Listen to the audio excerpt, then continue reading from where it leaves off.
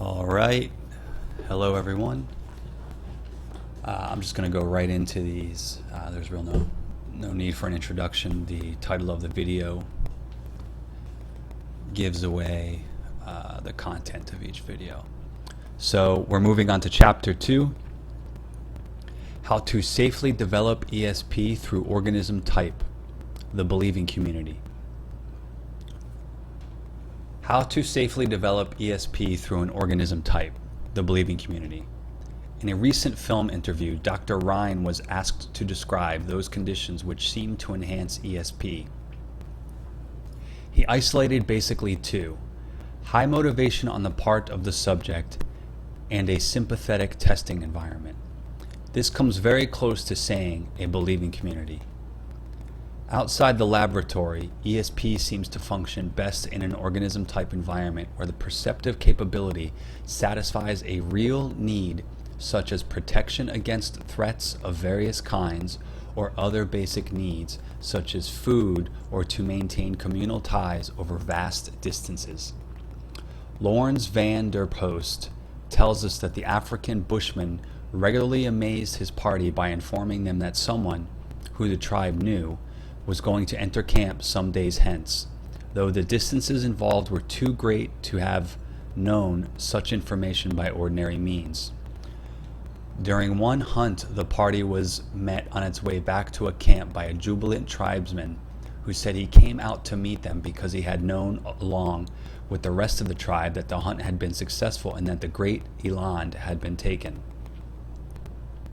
In parapsychological studies of the Australian Bushmen, similar capabilities were noted under similar conditions of great distance and a need for information exchange which could not be met by normal modes of communication. These Bushmen were given European ESP tests and scored generally 2 to 4 times higher than an average European. Their means of contacting each other over moderate distances was apparently to build a fire which sent up a thin column of smoke. This attracted the attention of another bushman who, when he saw such a signal, was observed to squat and take a thoughtful pose. He later would explain that somebody wanted to talk to him. Interviews with European bosses of the tribesmen revealed a remarkable ability of the bushmen to know of family tragedy in faraway areas without radio. As pointed out previously, most spontaneous ESP-type events take place between members of a family or close friends. Where is such information likely to receive a sympathetic ear? Where would the motivation be higher to acquire threat information than in the smallest of believing communities? There is doubt whether any really significant parapsychological results will be obtained outside of such believing communities and realistic motivation. Such communities are springing up all over the U.S. today, and much work needs to be done with them. The two principal types of these communities are the occult and the charismatic. Of the two, charismatic appears to be of a more permanent variety and more likely to tolerate close scrutiny. The encouragement given to clairvoyant and other perceptive capabilities is intense. The communities are generally under 50 in number, and their personal bonds become very strong. The model of their organization and motivation is found within the New Testament in 1 Corinthians. ESP, a threat to ComSec, a survey of open literature. This is going to be Chapter 3.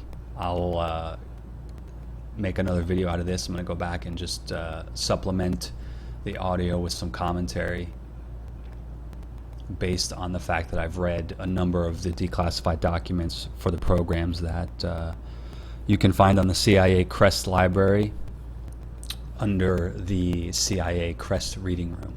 And these are declassified, freely available to the public for reading or downloading as PDFs. It's interesting that the terms occult and charismatic were used. Again, I find, if you've listened to the other audios already, this is really coming from a perspective or a voice or a biased perspective, whereby those who don't have it think they're in the majority, or those who cannot do it are the majority.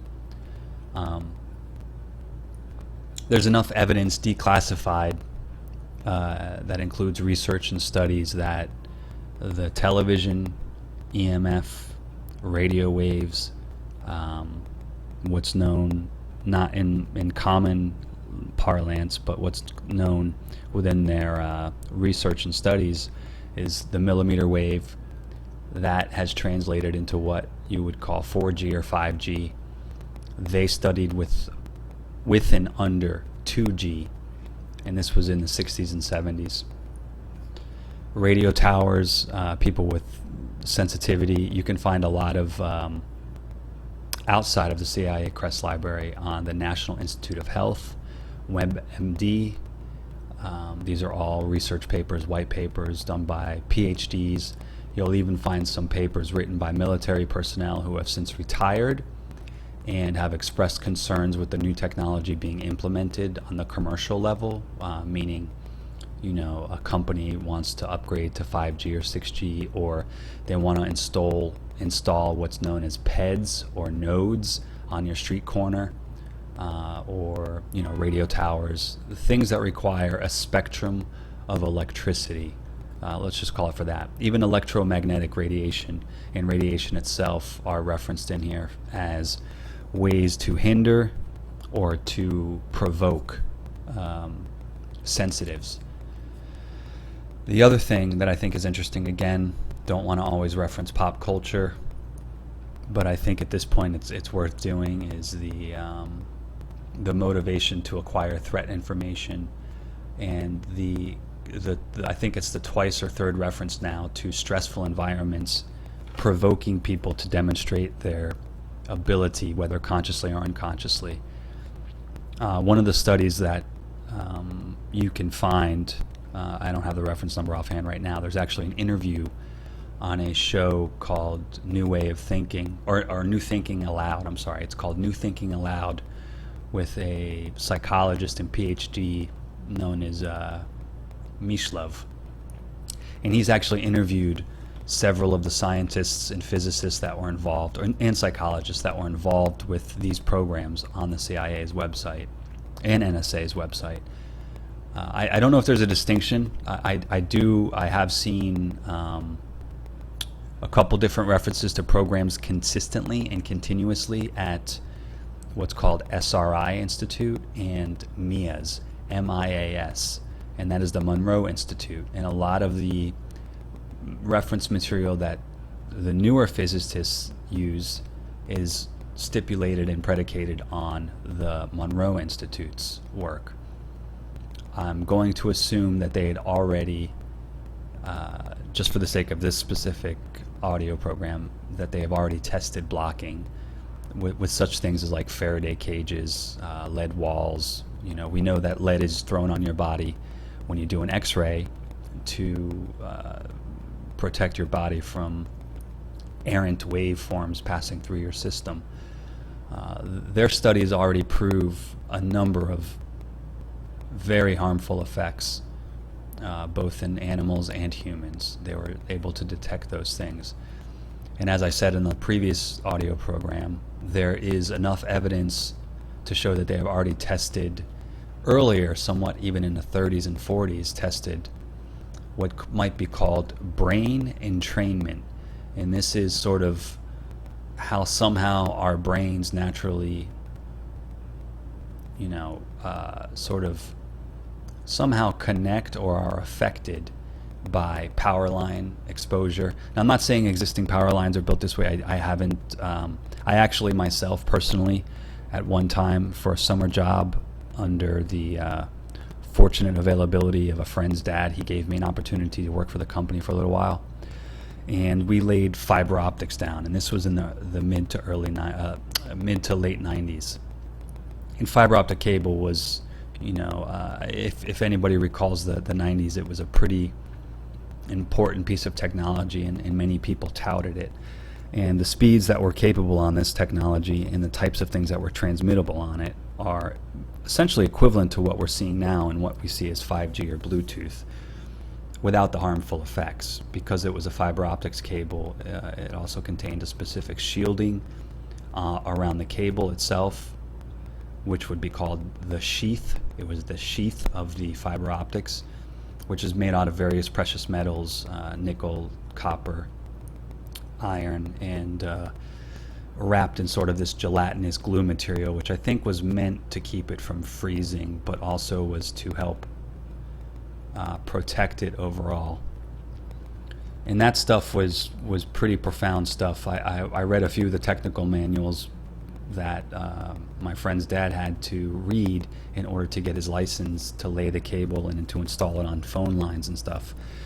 But you know, and if this was in the 90s, I'm sure we've leapfrogged past that type of technology, or at least the studies related to it have either been advanced upon or they were buried in an attempt to hide the negative and impactful, harmful side effects of such things. But you know, there's power lines everywhere, and there were power lines that were put up, you know, I guess maybe even over, we're talking over 100 years ago now. So a lot of people noted there was what we call a change in consciousness from the 20s, 30s, 40s, and 50s. And I think the average informed person would say, well, you know, that was introduced. A lot of people made that comment based on the fact that everybody was sitting in front of television screens.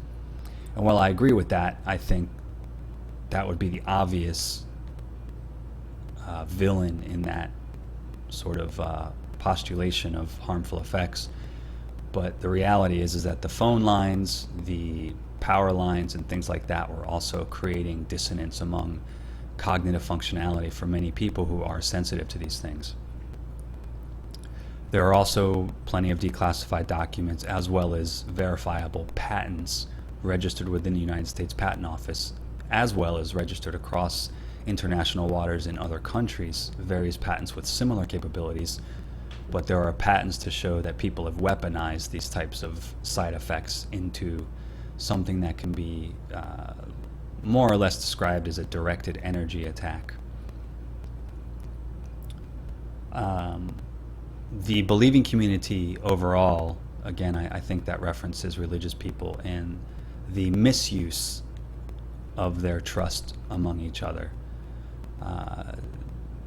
The psychologist C.G. Jung, who was the disciple and apprentice of Freud, the overall sort of thesis of his was that there was a collective consciousness that we all pull from, and that's sort of how we get our ideas or inspiration, or you know, a cognitive flux of new things entering our mind.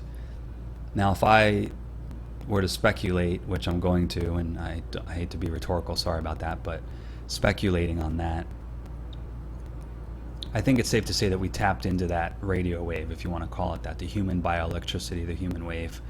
And I don't want to use language that's going to scare people away, but the architecture used for churches and steeples and places of worship, if you read the mystery texts or secret texts or mastery texts, again, however you want to reference them, even some texts within people's relative and specific belief systems, their texts allude to the technology that was used by older civilizations.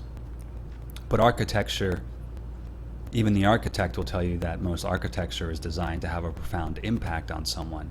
And that really, using that term generally is fine, but we're really talking about affecting someone's psyche. They walk into a beautiful cathedral and they're affected by their eyes, what they see. Some people are affected by the spectrum of light that may pass through the stained glass windows. Other people are affected by the sound and the way, the clarity, the reverberation. Other people are, overlook all the ornamental aspects visually and just look at the scale and the measurement, the monumental presence of this piece of architecture. And this goes with buildings, goes to say for buildings and castles, things like that. And the materials they were built out of, in some cases, they're very resilient to electromagnetic penetration. However, on the inside, the sound and the waveforms travel in very harmonious and symmetric and asymmetric ways. So there's obviously a correlation between the knowledge of the ancient civilizations and the knowledge that's being utilized here. Either exploited is the term, or suppressed. And in the first chapter, during the in the introduction, there were some references to theologians being used to help guide these studies and this research. And I've referenced this before: the Library of Alexandria sort of being caught on, set aflame, set on fire and burned to the ground. Many ancient texts being confiscated by the Catholic Church. There's a lot of, it doesn't take a lot of guessing to assume or presume that those doctrines, no matter what language they were written in, is still housed within the Catholic Church and still studied by many people. The overlying bias that I've referenced a few times about this paper leads me to believe that the authors were devoutly religious. And if you consider when the paper was written and who the authors were or might be,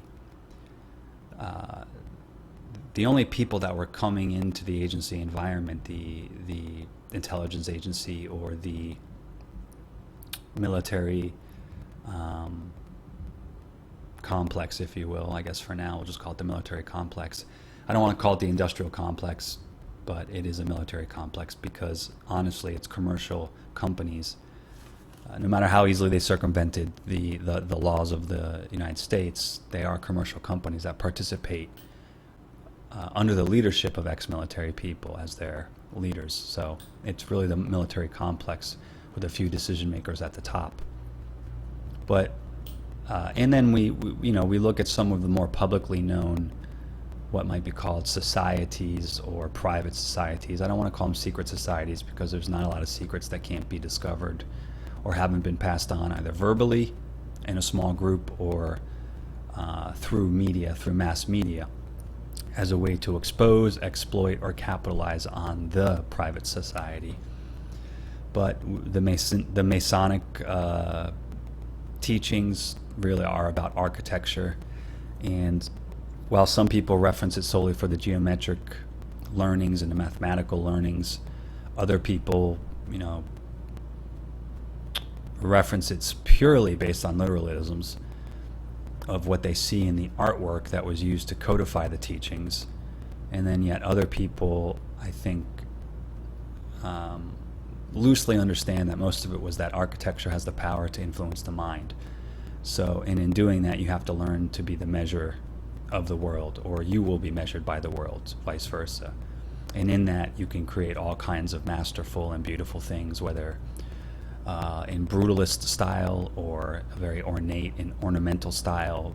However, no matter what you do, you're always, in order to evoke the most profound experience, you will have to utilize those teachings. And with that, I think that comes with sound. People often forget sound and somatics and harmonic resonance, and that's certainly a part of architecture. Whether it's taught openly or not, sooner or later, I think the dedicated architect will discover that on their own. I mean, you have to know your materials before you can start really mastering what you produce. Or in some cases, you can't really break the rules without knowing all of the rules.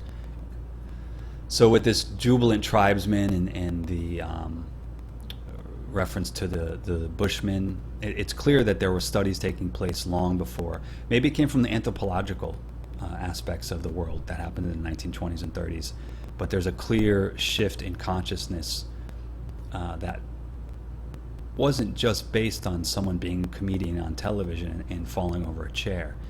It's quite possible that people were entrained and had their brains entrained by the television itself. Now, I remember in the 80s having lived in Florida and being surrounded often by multiple military components and personnel, either from the Navy or from the Army, sometimes Some people were police officers, some were FBI agents. You just have a lot of people down there that just happen to be down there living or working or, probably undercover. But one of the things I remember someone telling me was, and it was in jest, but it was very serious at the time, was you shouldn't watch too much TV. Your TV is watching you. And, sooner or later, that kind of resonated with me, I guess, towards my later teen years. And having started to study these documents, you see that there's patents in the CIA library where they were actually able to, by modifying the components in the television, in the tube TVs at the time, what they were called vacuum tubes and tube televisions, they were able to loosely receive a transmission backwards, showing outlines of figures, the number of participants at the screen at that moment. So today, with flat screens and HD TV and 4K television, to me they really just look like, based on that information, if I were a nefarious intelligence agency bent on knowing everything about everyone and everything, especially with the explicit intent to keep information hidden and secret. I mean, they look like big MRI machines to me. That's basically what they look like. And I think the computer monitor is no different, depending on which brand you buy. I'm not going to say that every computer monitor is, but I know it wouldn't take me long to speculate a paper or do sort of what's called a one sheet, where I maybe list 20 things in a row, 2 to 3 sentences a piece, about how that might be possible. And I'm not even a technician, and I'm more of a software jockey than I am a hardware jockey. I do understand how things work, and I usually understand the literature that people write about their inventions. But because I don't have the inclination to create such a thing, it's hard for me to believe that would happen initially. Now, reading all these documents, including this one, it's not so hard. And seeing those patents, it's not so hard.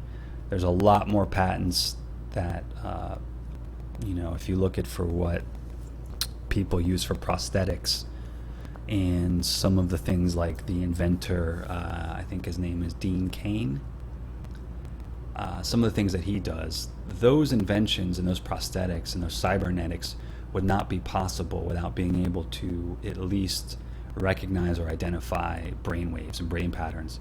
And we know from other shows and other researchers and other scientists, including scientists at MIT, scientists at Stanford, scientists at Johns Hopkins, scientists at Maimonides, scientists at Sinai. Who else can I name off that people may resonate with? We know from these scientists that EEG studies provide a lot of information, and that's an old technology. So we have most likely advanced upon that, 10-fold, 20-fold, 30-fold, whatever. Again, I'm not speculating on this stuff. There's nothing that you can't reference on your own through this library, and I hope that you do. All right, I will end this chapter here and then pick up on chapter 3.